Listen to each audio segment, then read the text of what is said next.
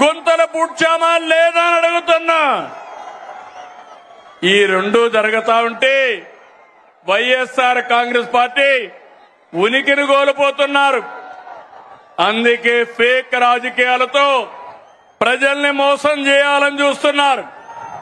ప్రభుత్వ కార్యక్రమాల్ని అడ్డుకోవాలని ప్రయత్నం చేస్తున్నారు. అసెంబ్లీకి రాకుండా పార్టీ ఆఫీసులు మూసుకొని సోషల్ మీడియా ఆఫీసులు పెట్టారు. సిద్ధమని ఎగిరిపడ్డారు. అసెంబ్లీకి రండి, చర్చకు సిద్ధమా అని సవాలు విసురుతున్నా అనంతపురం నుంచి. అవునా కాదా తమ్ముళ్ళు అని అడుగుతున్నా. అసెంబ్లీకి రావాలా లేదా అని అడుగుతున్నా. ప్రతిపక్ష హోదా కావాలంటారు. రాజకీయాల్లో ఓనామాలో తెలియని వాళ్ళు. ప్రతిపక్ష హోదా నేనిచ్చేది కాదు. ఎవరిచ్చేది చెప్పండి. మీరిచ్చేది ప్రతిపక్ష హోదా. ముఖ్యమంత్రి పదవి ఎవరిచ్చారు? నాకు ఎవరిచ్చారు? తమ్ముళ్ళు, మీరందరూ కలిసి ఆ నాయకుడికి ఒక క్లాస్ తీసుకోవాలా? తీసుకుంటారా అని అడుగుతున్నా.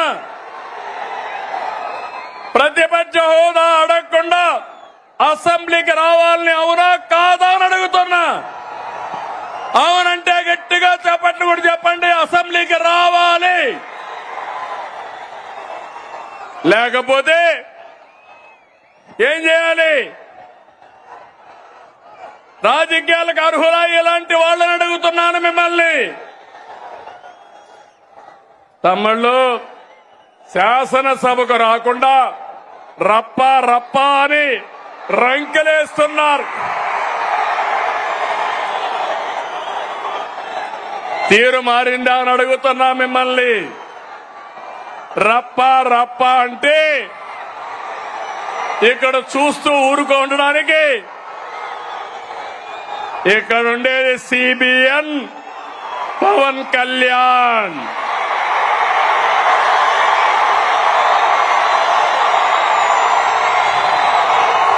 సోషల్ మీడియాలో పోస్టులు పెట్టి ఆడబిడ్డల్ని అవమానిస్తే ఖబర్దార్, జాగ్రత్తగా ఉండండి. అవమానించిన 5 నిమిషాల్లో మీ చొక్కా పట్టుకునే మా పోలీసులు సిద్ధంగా ఉంటారు. ఏం తమ్ముడు, లాండ్ ఆర్డర్ అవసరమా లేదా? ఆడబిడ్డల్ని గౌరవించాలా లేదా? ఆడబిడ్డల్ని అవమానించే వాళ్ళని శిక్షించాలా లేదా అని మిమ్మల్ని అడుగుతున్నా. అవును అంటే గట్టిగా చెప్పండి అవునని. వచ్చి చూసి నేర్చుకోమంటున్నా.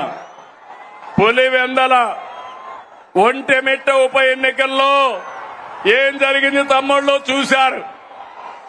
ఏం చేశారు? రప్ప అని ఆడిచ్చారా లేదా అని నేను అడుగుతున్నా. బెండు తీశారు. ఈ విషయం గుర్తుపెట్టుకోవాలి. ప్రజాస్వామ్యంలో హింసా రాజకీయాలు చేస్తే ఇక్కడ సిబిఎన్ ఉన్నాడు. మీరు ప్రపంచంలో ఎక్కడ దాక్కున్నా దోషులను తీసుకొచ్చి చట్టం ముందు నిలబెట్టే బాధ్యత నాదని మరొకసారి హామీ ఇస్తున్నా. తమ్ముళ్ళు, వైసీపీ నాయకుడిది ధృతరాష్ట్ర కౌగిలి. ఎవరైనా పొరపాటున ఫేక్ మాటలు నమ్మి యామారితే ధృతరాష్ట్ర కౌగులికి బలైపోతారు.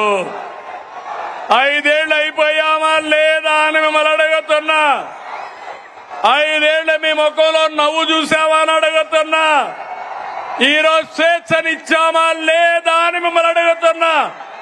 అవునంటే గట్టిగా చెప్పండి అవునని. తమ్ముళ్ళు, రాయలసీమ తెలుగుదేశం ఆవిర్భావంతోనే సీమ ప్రజల జీవితాల్లో మార్పు వచ్చింది. సీమ ప్రజల జీవితాలు మార్చేందుకు సాగునీటి ప్రాజెక్టులతో ప్రారంభించిన ఏకైక నాయకుడు ఎవరు తమ్ముడు అని అడుగుతున్నా నందమూరి తారక రామారావు గారు.